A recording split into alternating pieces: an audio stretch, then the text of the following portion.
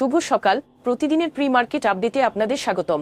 সূচক 2.17 পয়েন্ট বেড়ে 5,485 পয়েন্টে দাঁড়িয়েছে।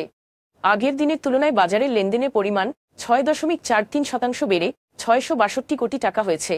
বিএসইসির তথ্যসূত্র অনুযায়ী তমিজউদ্দিন টেক্সটাইল মিলস অযোগ্য শেয়ারহোল্ডারদের মধ্যে অবন্টিত শেয়ার লভ্যাংশে 3,307.7 লাখ টাকার বেশি বিতরণ করেছে।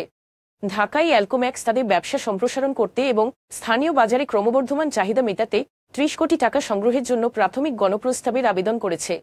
বিএসইসি এই মাসের শুরুতে তার বার্ষিক সাধারণ সভা পরিচালনায় অনিয়মের অভিযোগ তদন্ত করার জন্য একটি কমিটি গঠন করেছে। সেনা কল্যাণ ইন্স্যুরেন্সের মুনাফা 75% বৃদ্ধি পেয়েছে, যা গত বছরের একই প্রান্তিকের তুলনায় এই বছরের দ্বিতীয় ত্রৈমাসিকে 456 লাখ টাকায় পৌঁছেছে। এখন এ পর্যন্তই। বিকেলে আবারও আসছি ডেইলি মার্কেট আপডেট নিয়ে। সে পর্যন্ত আমাদের সঙ্গেই থাকুন। ধন্যবাদ।